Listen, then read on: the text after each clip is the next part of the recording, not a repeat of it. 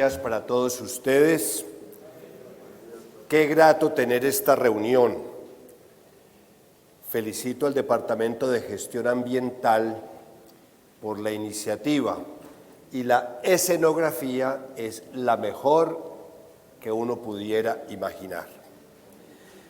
Vamos a abordar un tema que es de la mayor importancia.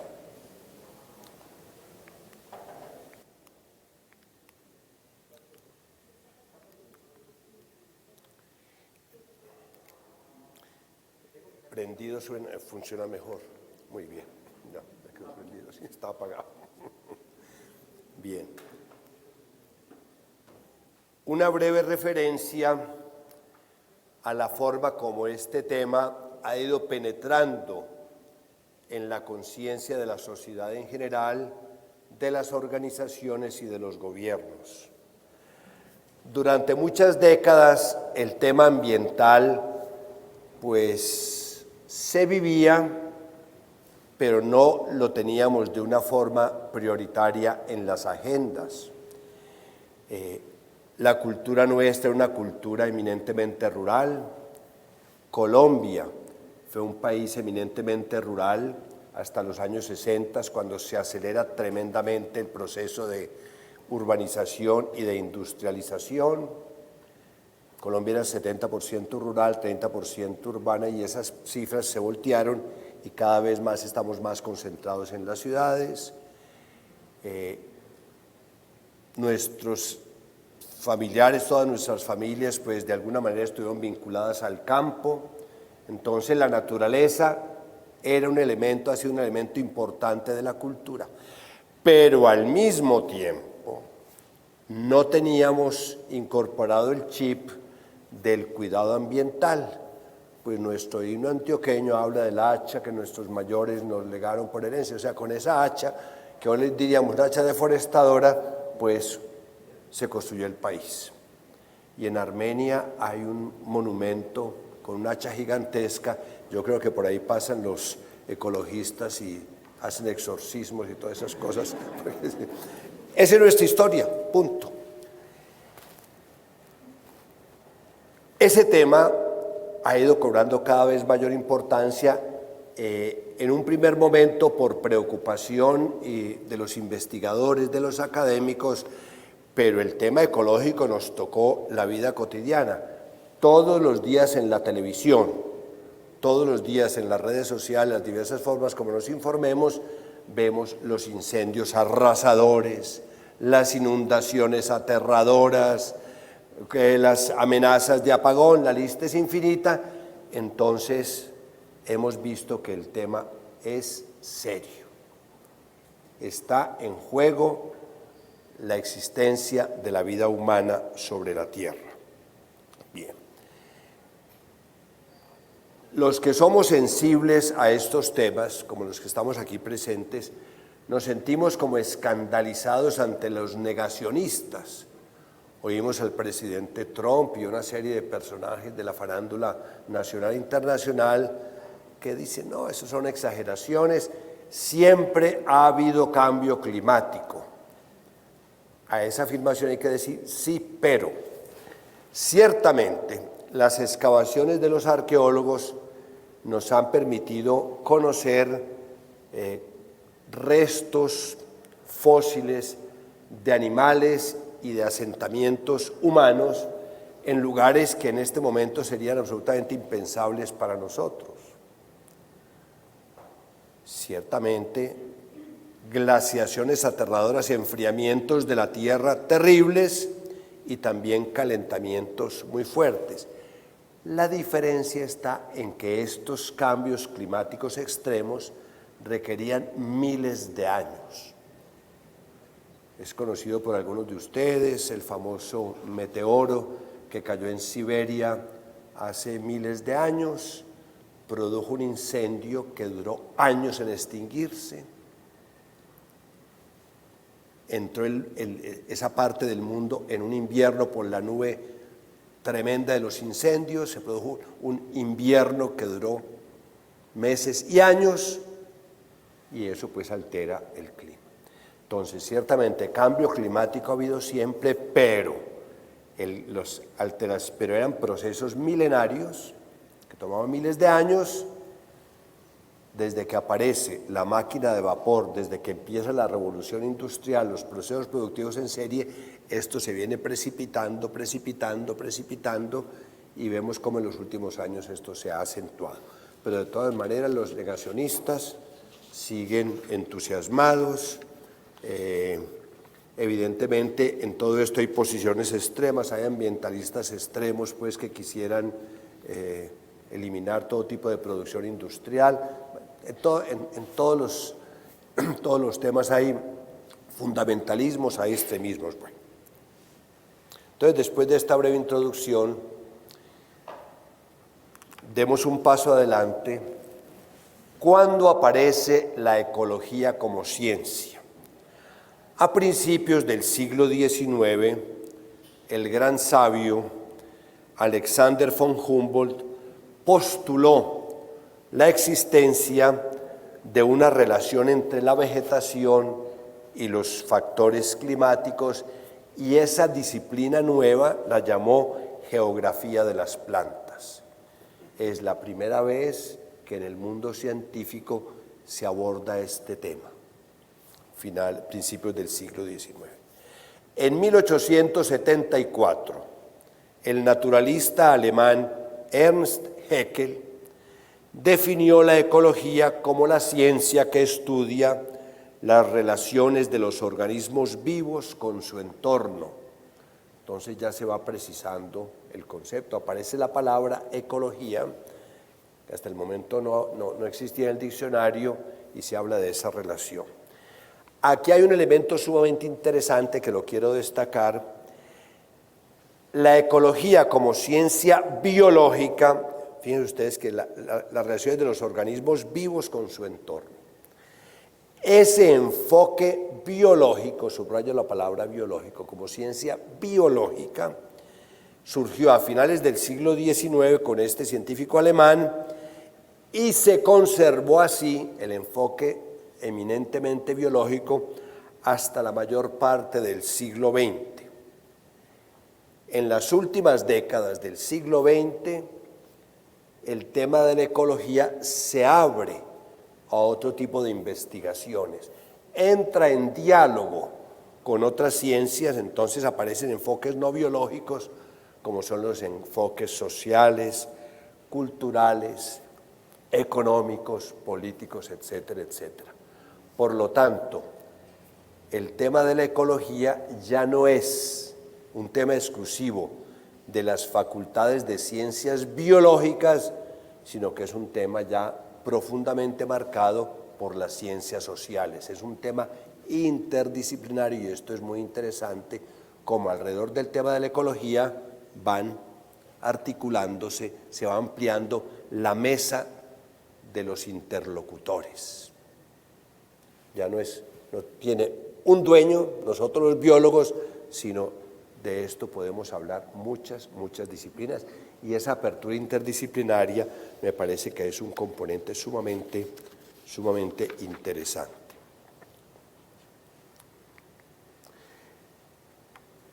Entonces vamos a avanzar. Estábamos hablando de la ecología como ciencia, ahora ya nos focalizamos, hacemos un zoom sobre la ecología integral. Van a encontrar en esta exposición las letras EI para evitarme pues ecología integral, entonces así economizo caracteres. Bueno, el concepto de ecología integral nos permite hacer una aproximación diferente de la realidad.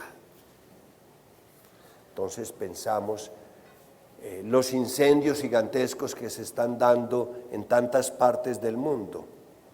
El tema es biológico, pero el tema es político, el tema es de los colonos, el tema es de esto, de aquello. Nos permite entonces acercarnos desde muchas perspectivas, nos permite leer de manera distinta la realidad y establecer una forma novedosa, profundamente enriquecedora para analizar e interactuar con nuestro entorno. Y hablar aquí de entorno es una delicia porque estamos en medio de un entorno absolutamente fantástico. Bueno. Hay una muy abundante literatura científica sobre cada una de estas dimensiones. Sobre el tema de la ecología han escrito los economistas, han escrito los políticos, escriben los sociólogos, escriben los ingenieros, ingenieros ambientales, ingenieros civiles, temas de infraestructura, todas esas carreteras que nos están rodando con el invierno, ahí hablan los ingenieros, los ecólogos, los ambientalistas, Son temas entonces que se abren a un diálogo tremendamente enriquecedor. Entonces, ojo que aquí voy a subrayar algo que me parece muy inspirador. La literatura científica ya ha tenido aportes importantísimos. La ecología vista desde la economía, desde la política, etcétera, etcétera. El gran aporte del Papa Francisco en el año 2015 es la articulación de todas estas dimensiones y lo hace en una frasecita aparentemente ingenua. Dice: todo está conectado con todo. Esta frase, como tan cotidiana, pone de manifiesto algo que la comunidad científica no había visto. Aquí hago un pequeño paréntesis y les cuento una anécdota. La encíclica del Papa sale en el 2015. 3 meses después de salir la encíclica, hubo una reunión en la Universidad Javeriana para despedir a un profesor que durante 30 años había estado trabajando estos temas y estaba en ese momento como decano de la Facultad de Estudios Ambientales y Rurales. Entonces, un acto académico, una copa de vino para despedir al compañero y al amigo. Estaban allí, yo no lo sabía, yo como rector presidí el evento, pero yo no era consciente de los invitados, yo los acompaño, estoy allí. Estaban allí los 7 u 8 gurús del tema ambiental en Colombia, por ejemplo, el doctor Manuel Rodríguez, primer ministro del Medio Ambiente, personas, Ernesto Gull, el doctor Carrizoso Maña, doctor Julio, que está ahora con un cáncer tremendo, pero es de las grandes figuras que han escrito, fundadores de INDERENA, bueno, las grandes figuras, las vacas sagradas de estos temas ambientales. Y yo no los conocía a ellos. Y se me acercan y dicen: padre, nosotros no tenemos nada que ver con la Universidad Javeriana, no, venimos de universidad pública, hemos estado en otros contextos. Queremos decir lo siguiente: hemos leído la encíclica del Papa Francisco y le decimos, nosotros como científicos que hemos dedicado nuestra vida a estos temas, no habíamos encontrado un documento que nos presentara esta visión de síntesis, de conjunto, holística de los temas ambientales. El Papa Francisco logró la articulación. Dicho esto por personas científicas, nada que ver con un mundo de fe, ni con cultura jesuítica, ni nada de esas cosas. Me sorprendió: padre, lo que desea hacer la universidad, cuente con todo nuestro apoyo, y a partir de eso empezó un proceso fantástico, tanto que en el Pacto Educativo Global, la Secretaría de Educación Católica, que es como el Ministerio de Educación del Vaticano, escogió a la Javeriana como líder mundial de las universidades católicas para desarrollar este eje de ecología integral y tecnología ética. O sea, nos abrió un horizonte el Papa Francisco absolutamente fascinante, que ha permitido un encuentro de todas las disciplinas alrededor de este tema en el que está en juego la vida de la humanidad. Bueno. Entonces, ese aporte de Francisco en esa frasecita aparentemente inocente, todo está conectado con todo, es profundamente revolucionaria porque invita a sentarse alrededor de la mesa de la interdisciplinaridad para afrontar estos problemas de la vida cotidiana. Entonces está la encíclica Laudato Si. Curiosamente, el Papa Francisco ha utilizado para sus 2 encíclicas sociales palabras en italiano. Normalmente las encíclicas se llaman Mater et Magistra, madre y maestra, Laborem Exercens, sobre el trabajo humano, Cuadragésimo anno, a partir de los 40 años del exilio Carrero Novaro. Aquí utiliza unas palabras en italiano. Las palabras Laudato Si son las dos primeras palabras en italiano del himno de las criaturas de San Francisco de Asís, compuesto en el siglo XIII. Les cuento, todas las mañanas yo en mi ratico de oración rezo ese pequeño himno a las criaturas, al hermano Sol, a la hermana Luna, la hermana Agua, el hermano Fuego, el hermano Viento. Alabado sea Señor por el Señor hermano Sol, la señora hermana Luna, ese vocabulario del siglo XIII, y lo leo en italiano, es italiano antiguo y eso suena absolutamente divino, me siento volando con los ángeles pues toda la mañana.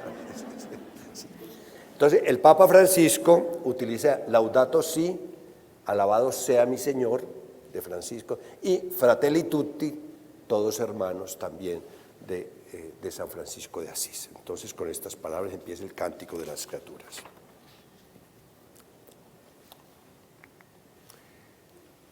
¿Cuáles son las grandes contribuciones a la vida social, a la vida profesional, al mundo científico que hace este concepto de ecología integral, ecología integral? Tres contribuciones, las enuncio y a continuación las explico. La primera contribución de este concepto, ecología integral, es iluminar, arrojar una luz especial sobre las relaciones entre todos los seres y la integralidad. Aquí pongo una cuñita.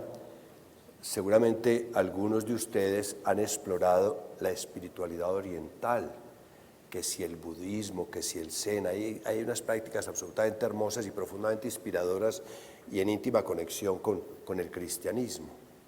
Dentro de estas espiritualidades orientales se establece como una comunión cósmica, una fraternidad universal. Tomamos conciencia que todos somos átomos, todos somos moléculas. Entonces, ecología integral nos permite iluminar, entender de una manera menos economicista el mundo. Ahora venía caminando y vi una ceiba bellísima. El tipo puramente economicista diría, qué machera de ceiba, cuántas camas y cuántas mesas puedo sacar yo de esta ceiba. Hombre, pecado mortal, ese se va a condenar. Sí. No, nos da una visión diferente. No es simplemente esa ceiba, cuántos muebles me da y cuánta plata puede significar a cálculo así a mano alzada, sino la actitud contemplativa de admiración, de respeto, de amor hacia esa. Entonces, la primera contribución ilumina las relaciones entre todos los seres humanos y nos da una visión de integralidad. Segunda contribución, ya voy a explicar más en detalle esto, permite un análisis contextualizado de la crisis socioambiental. Y tercera contribución, tiene un carácter inclusivo en cuanto convoca a todos los seres humanos. Empecemos a profundizar en cada una de estas contribuciones. Primera contribución, ilumina las relaciones entre los seres todos y nos da una visión integral. Los seres humanos somos un componente fundamental de los organismos vivientes y el mundo físico. Pero ojo, el concepto de ecología integral nos ayuda a superar cierta suficiencia. Sí, yo soy ser humano, pero yo pues, la oruga, o la hermana cucaracha, o la hermana lombriz, no tiene nada que ver conmigo. Gas. Esto nos ayuda a descubrir, si se acaba la hermana abeja en el mundo, nos morimos todos, porque se acabó la polinización. Entonces, aquí hay abejas, qué cosa tan espantosa, hay que matarlas, hay que quemarlas. Cuidado con la hermana abeja, acaba con la hermana abeja y nos fregamos. Entonces, un componente fundamental, y no somos simplemente actores externos, desde acá, espectadores. Se dan profundas interacciones. ahora que me tomé un sabático y estuve, pues, y estuve visitando en Portugal la Universidad de Coimbra, que es de las más antiguas de Europa, y está la Biblioteca Joanina. Se llama Joanina porque fue fundada por un rey Juan de Portugal. Por la noche sueltan unos murciélagos. Uno dice, uy, qué susto los murciélagos. Esos murciélagos son especializados en acabar con todos los bichos y los hongos y todas las cosas que puedan surgir en la biblioteca que afecten los libros.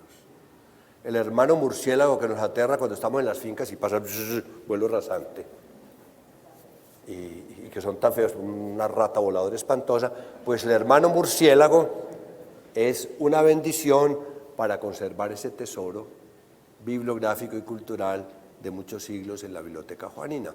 Entonces, va uno tomando conciencia de que si acabamos con el hermano murciélago también nos fregamos y todo tiene una razón de ser. La ecología integral nos ayuda a entender eso. Y entonces tal vez el desprecio y el asco con que miramos.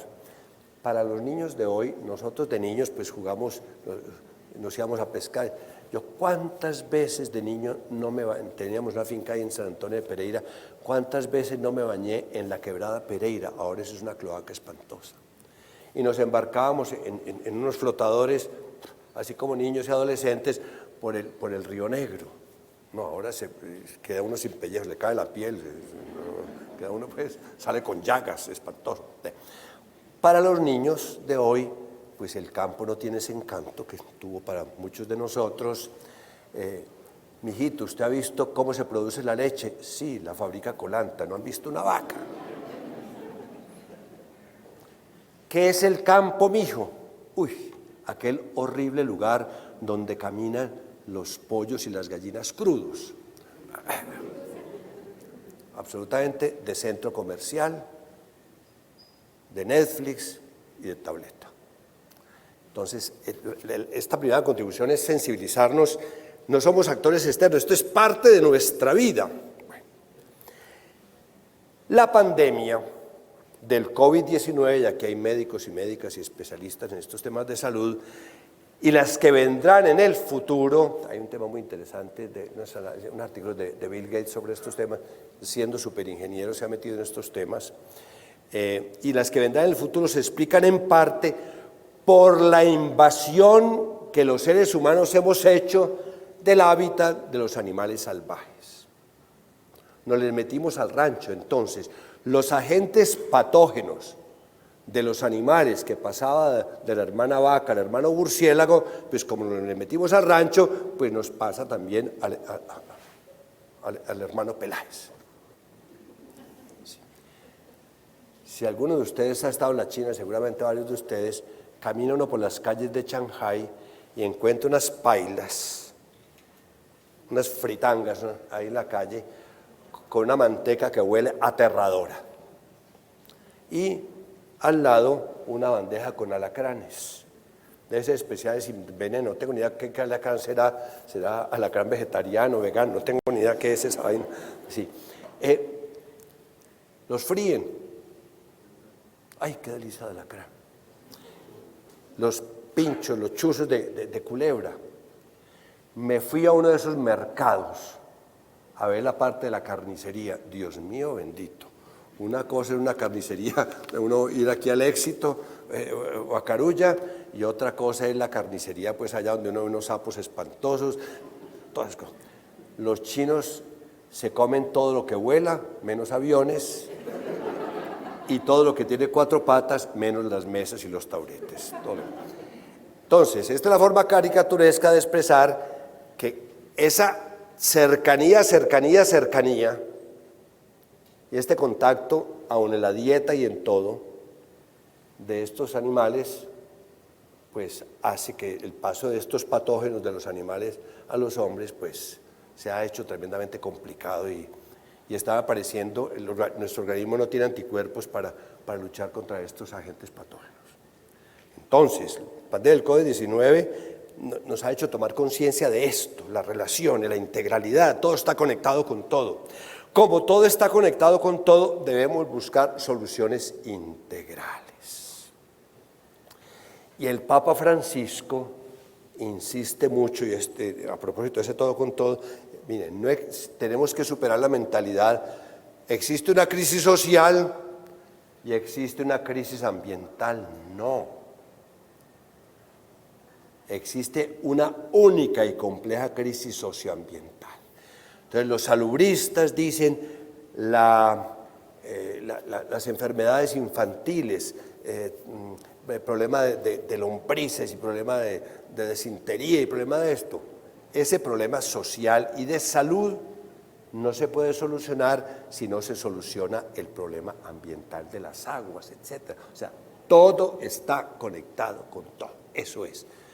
Entonces no podemos seguir no, la crisis de la pobreza, donde hay concentraciones de pobreza más grande, y pensemos en las situaciones de pobreza que tenemos aquí en el Valle de Aburrá, para no irnos a la India, no tenemos que salir de la India, sino ver lo que sucede en nuestras comunas y en todo, pues allá hay problemas ambientales tremendos de aguas, de inundaciones, de todo. Lo social y lo ambiental está íntimamente relacionado. El concepto de ecología integral nos ayuda a entender esto, la globalidad. Existe una sola y compleja crisis socioambiental. Segunda contribución, el concepto de ecología integral nos permite un análisis contextualizado de la crisis socioambiental. Los problemas no se dan en sí mismos, sino que se dan en un contexto. Solamente cuando entendemos el contexto decimos, ahora sí. Entonces, entendiendo el contexto, podemos pensar en buscar soluciones yendo a las causas profundas. El análisis de los problemas ambientales es inseparable del análisis de los contextos humanos, familiares y laborales. Los problemas socioecológicos son producto de unos procesos históricos. En Colombia y en el mundo tenemos casos absolutamente evidentes. Las migraciones, la cultura humana se ha construido a partir de migraciones. A partir de esa migración desde el centro del África, pues empieza el poblamiento y el mundo. Entonces, esas idioteces de algunos filósofos en algún momento, las razas puras, ¿qué razas puras ni qué carajo? Todos somos una revoltura de todo. Delicioso, así es. Iban pasando, iban teniendo hijos, iban creando relaciones, unos se quedaban allá de los migrantes, otros seguían y se unían de los otros pueblos. Así ha sido la cultura humana, la cultura humana. Y pensemos en la población de América, la construcción de nuestro país. Somos fruto de un cruce absolutamente fascinante de culturas y de tradiciones y de genes. Sanísimo eso, para evitar el empobrecimiento del pool genético. Eso pues de casarse los mismos con las mismas, los primos, los reprimos, los contraprimos. En Colombia tenemos varias culturas de estas y siempre mantienen un bobo amarrado a un papayo, pues porque no se mezclaron.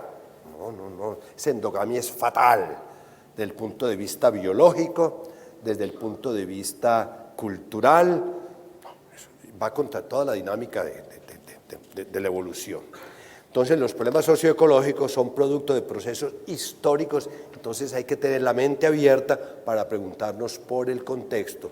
No puede llegar el ingeniero puro a analizar un problema de aguas o de estructuras, sino qué es lo que pasa por la carretera al llano, cuáles son los pueblos que están alrededor, cuáles son las fuentes de trabajo, dónde están los camioneros lavando los camiones, esa agua dónde está viniendo. Todo está conectado con todo. Tercera contribución, el concepto de ecología integral es un llamado a la inclusión. Todos somos responsables, todos estamos implicados. La ecología integral exige el trabajo colaborativo de hombres, de todos, mujeres y hombres, todas las edades, todas las etnias, el sector industrial, los trabajadores, los campesinos, todos. Tenemos, como muchas cosas, la tentación de echarle la culpa a otros.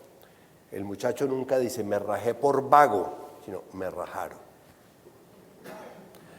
Nunca decimos me choqué por bruto porque iba mirando el celular, me chocaron. Siempre la culpa es allá. No, aquí todos somos culpables, todos somos corresponsables. Este carácter inclusivo, esta toma de conciencia de ser todos actores, nos invita a integrar todos los movimientos sociales, estimular los liderazgos juveniles. Los jóvenes tienen una particular sensibilidad a estos temas. Los niños regañan a sus papás cuando el papá en el paseo de fin de semana echa la botella de plástico por la ventanilla. Papá, eso no se hace. Ellos tienen una sensibilidad. Hay que integrar a todos. Y aquí hay un tema bellísimo, esto nos lleva a favorecer una ética del cuidado. Ahora, antesitos de la reunión, mientras nos tomábamos un tinto, conversábamos de este tema. El tema de la ética del cuidado se ha desarrollado muy fuertemente en Estados Unidos, la literatura, la care ethics, la ética del cuidado. Esto empezó de una manera muy fuerte en las facultades y en los grupos de enfermería, pero se ha extendido a todas las áreas. Durante el COVID-19 tomamos conciencia, yo me cuido, tú te cuidas, todos nos cuidamos. Mijito, lávese las manos, desinféctese los zapatos. Pasó el COVID y no nos estamos lavando las manos con tanta frecuencia y por eso hay tantas infecciones sueltas. Todo este problema afecta a los hospitales, las clínicas, los colegios, todo. Le cogimos confiancita. La ética del cuidado significa una delicadeza y una sensibilidad particular. Tenemos que cuidar nuestra casa común, tenemos que cuidar las relaciones sociales, tenemos que cuidar nuestro lenguaje, no nos podemos madrear en las entrevistas de los candidatos políticos. La ética del cuidado son muchas cosas. Este es un tema absolutamente prioritario y no le estamos parando bolas. Qué hermoso que la organización BID, con esa impactos en segmentos sociales muy importantes, pudiéramos profundizar en lo que significa la ética del cuidado desde el punto de vista no solamente del sector salud, sino desde el colegio, sino desde los medios de comunicación, en el trabajo con las familias, las cosas que estamos haciendo, la forma como hacemos la producción en publicaciones. La ética del cuidado es un tema de un enorme, tiene un carácter inclusivo y exige definir políticas públicas, por lo tanto, participación política. Debemos estar presentes allí. Nos alegramos inmensamente de que Carlos Lozano haya sido nombrado, estás al frente del tema de clínicas, hospitales de Antioquia. Cuéntanos, dilo un poquito duro.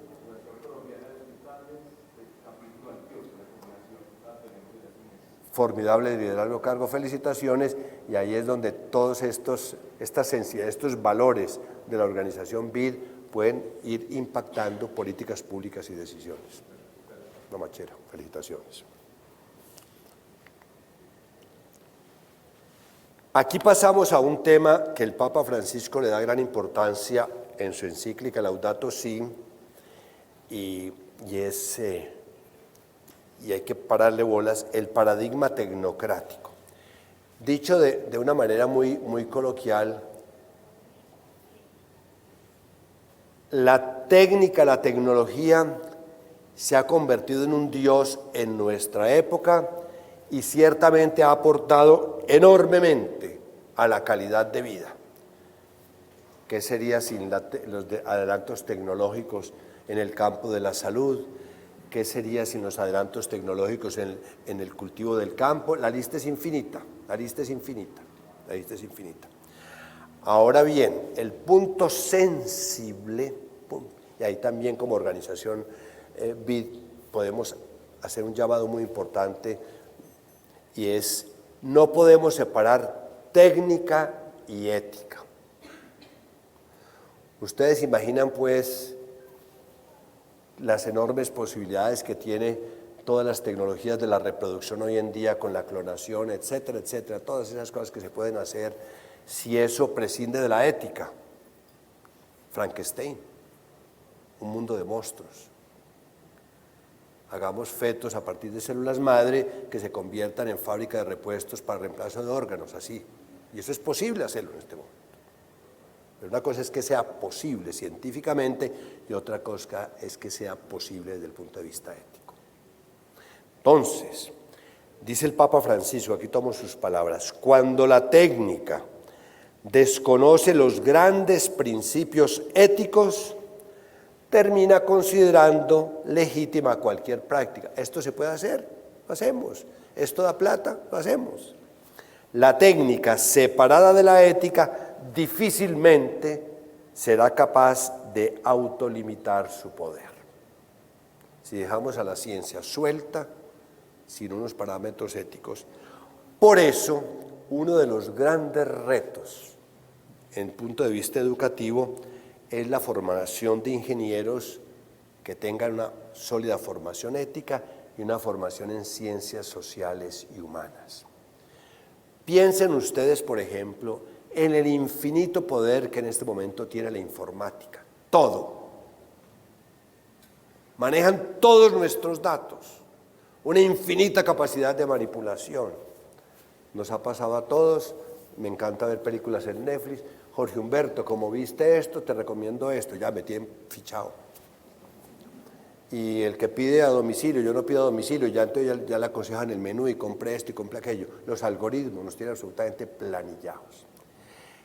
Entonces, si el mundo, si estas gigantescas empresas tecnológicas se apoderan del mundo y al frente de ellas no hay unos criterios básicos fundamentales, nos convertimos en esclavos. La manipulación política, la manipulación económica, y así está hecho. Si la persona sabe que, si el sistema, si los algoritmos identifican, este es un negacionista del cambio climático, todas las consultas que hagan le van a traer aquellos conceptos negacionistas del cambio climático, o sea, lo van a reforzar. Y si este tiene ideas extremas de derecha o si es de extremas de izquierda, también le van a dar de la dosis que le gusta. El pluralismo, la diversidad. Entonces, dentro de este contexto, todo está conectado con todo, pues los desarrollos científicos y tecnológicos tienen que tener en cuenta los impactos en todas las áreas. La formación en ética y en valores tiene mucho que ver con todo esto.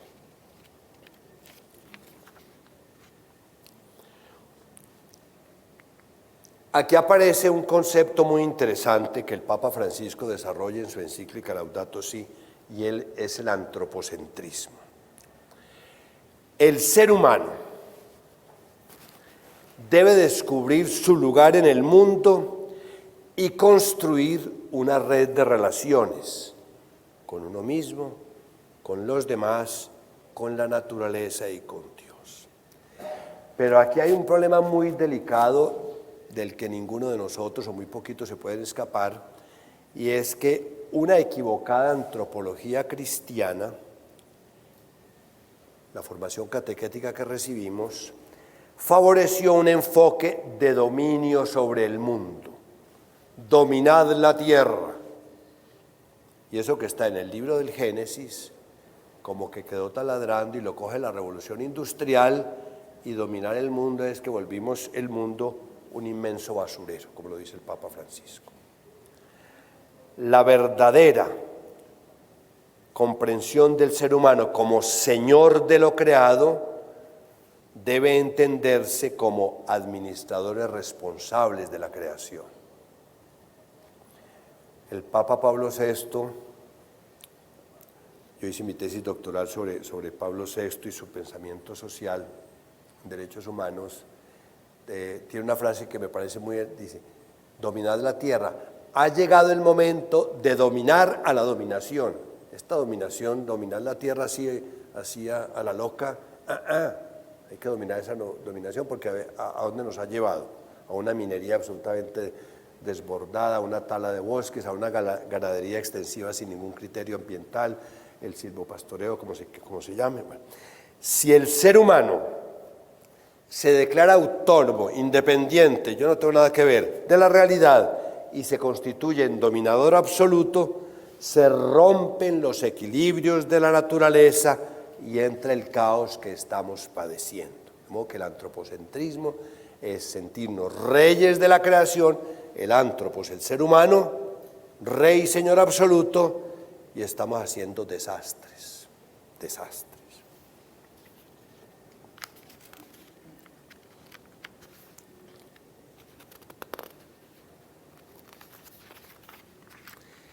Surge aquí otro concepto muy interesante, una palabra nueva, que es el concepto de antropoceno. Es un nuevo término, ha aparecido en los últimos años, que designa las repercusiones que tiene en el clima y la biodiversidad la rápida acumulación de los gases de efecto de invernadero y los daños irreversibles ocasionados por el consumo excesivo de los recursos naturales. Estas palabras, el Pleistoceno, etcétera, marcan como los grandes capítulos de millones de años cada uno de la historia de la Tierra y del universo. Antropoceno es ese capítulo que se empieza a escribir a partir de la revolución industrial, donde el trabajo humano ha roto los desequilibrios. Está el tema de la capa de ozono, el tema de todo lo que sabemos. Entonces, el consumo excesivo de los recursos naturales está pasando una cuenta de cobro muy alta a todos estos, a la recuperación de los sistemas.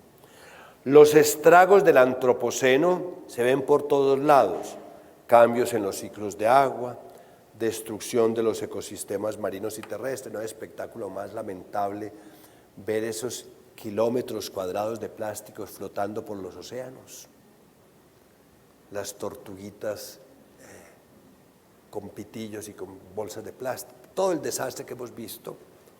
Bueno, la acidificación de los océanos que está acabando con la pesca, con los corales, la desaparición de los bosques, etcétera. Dice Francisco una frase muy cruda: la tierra, nuestra casa, parece convertirse cada vez más en un inmenso depósito de porquería. Palabras del Papa las utiliza así: un inmenso depósito de porquería. Basta salir por nuestras ciudades.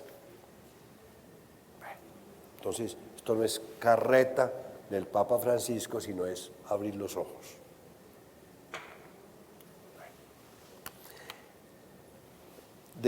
Ahora, hagamos unas propuestas de tipo positivo.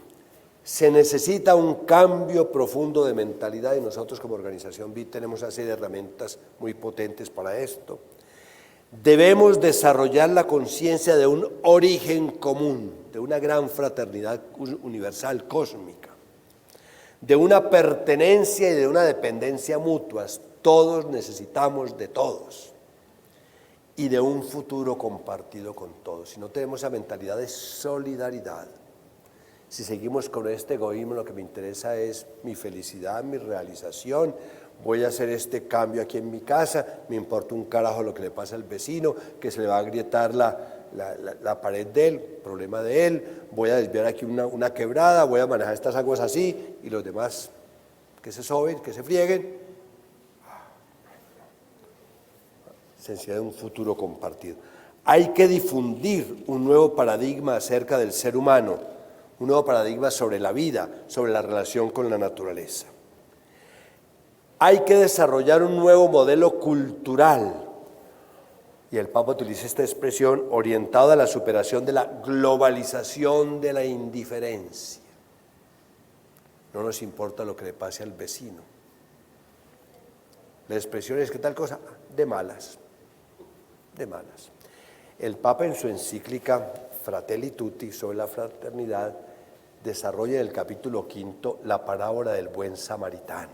Es un elemento muy fuerte en Fratelli Tutti, es la indiferencia de esos dos que pasaron, el sacerdote y el doctor de la ley, ante el samaritano herido, ante ese hombre, ese caminante herido, y la sensibilidad del samaritano para acudirlo.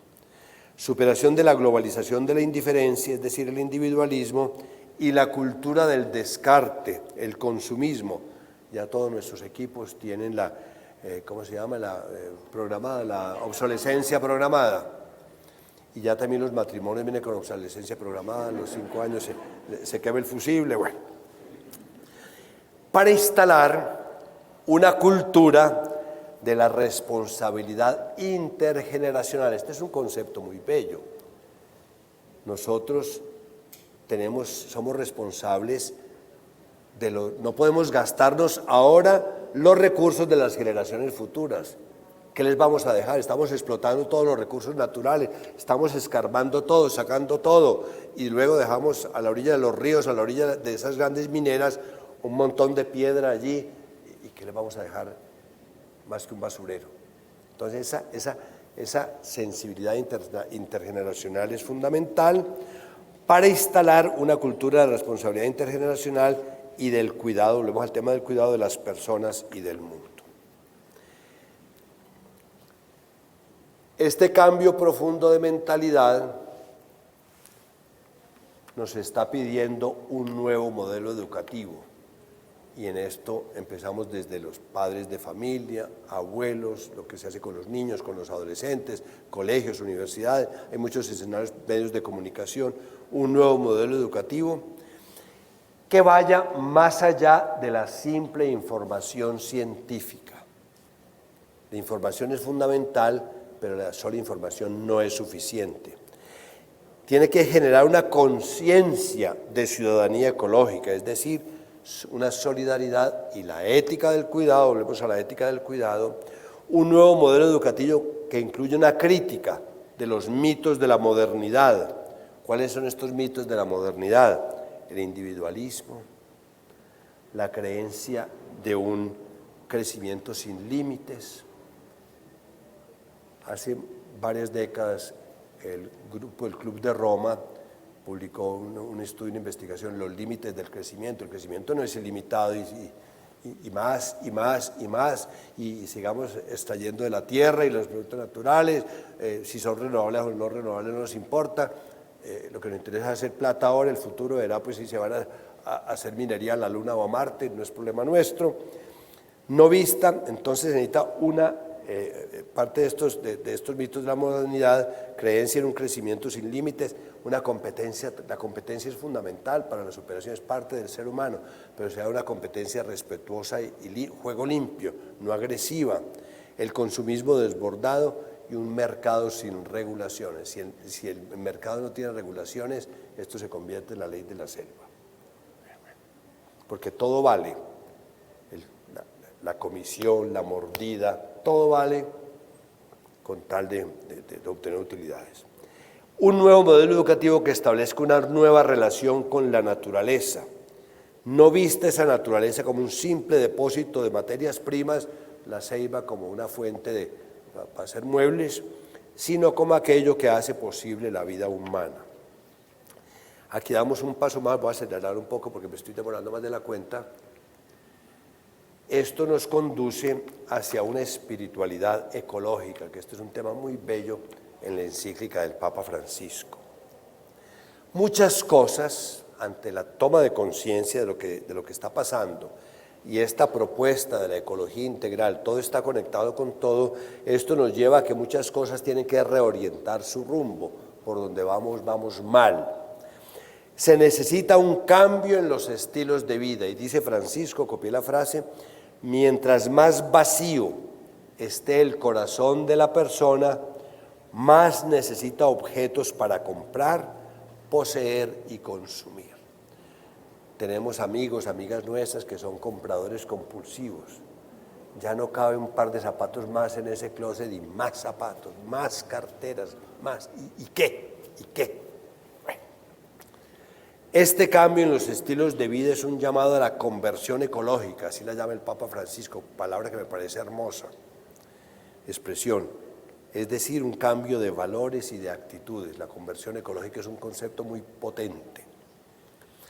Francisco de Asís trazó el camino de una espiritualidad ecológica, es decir, una espiritualidad de comunión con la naturaleza. Y fíjense ustedes que este llamado a una espiritualidad ecológica va más allá de un planteamiento puramente religioso, católico.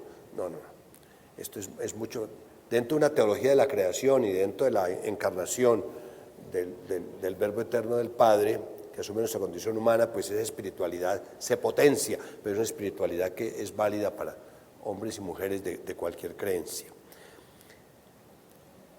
Francisco de Asís nos trazó el camino de una espiritualidad ecológica, es decir, de comunión con la naturaleza y de gozo contemplativo ante la grandiosidad del macrocosmos y del microcosmos. La otra vez asistí a una feria artesanal y ahí estaban las ventas, había unas pañueletas, unos shawls, un emprendimiento de dos muchachas, una de ellas microbióloga. Resulta que los diseños de esas, bellísimos los tejidos, era lo que ella veía en el microscopio, la hermana bacteria divina, el hermano virus, y esos diseños sofisticados, hermosísimos, hermosísimos. La hermana bacteria puesta aquí, pues ustedes aquí, bueno, divino se ve, hermoso. O sea, la capacidad de ver más allá de las apariencias, la capacidad de sentir más allá de lo puramente, de lo inmediato, esa mirada penetrante que añade como una cuarta dimensión. El gozo contemplativo ante la grandiosidad del macrocosmos y del microcosmos. Esta ética y esta espiritualidad ecológicas nos impulsarán a poner en práctica un estilo saludable de vida. Termino con esta diapositiva. La ecología integral, fuente de inspiración para la organización BID. Nuestro modelo de gestión, tanto en Casa Sede como en todas las obras, debe ser muy exigente con el cuidado de la casa común, ya lo hacemos. Ahora el doctor Javier nos hizo alguna referencia, nos dio algunas cifras, lo que esto significaba. Manejo de las basuras, plásticos, reciclaje, manejo de las aguas, ahorro energético, desechos tecnológicos, sobre todo en las instituciones de salud, este es un problema complicado, huella de carbono, etcétera. Debemos ser muy, muy sensibles con esto. En la selección de los proveedores, entiendo que fueron invitados algunos proveedores que están aquí presentes, deberíamos tener en consideración sus prácticas sociales, por ejemplo, el modelo de contratación que ellos tienen, cuando hay quienes tienen tercerizados, el tema de las prestaciones, cómo es la cosa, sus prácticas ambientales, los modos de producción, los empaques que utilizan, etcétera, etcétera. Debíamos mirar eso con lupa en la forma de contratación de nuestros proveedores. La ética del cuidado es un componente esencial de la ecología integral.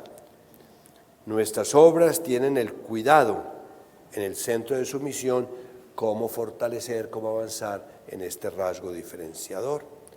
La capacidad contemplativa de la naturaleza está íntimamente conectada con la contemplación para alcanzar amor de San Ignacio en los ejercicios espirituales. Muchísimas gracias por su paciencia para escuchar esta presentación sobre la ecología integral. Muy amables.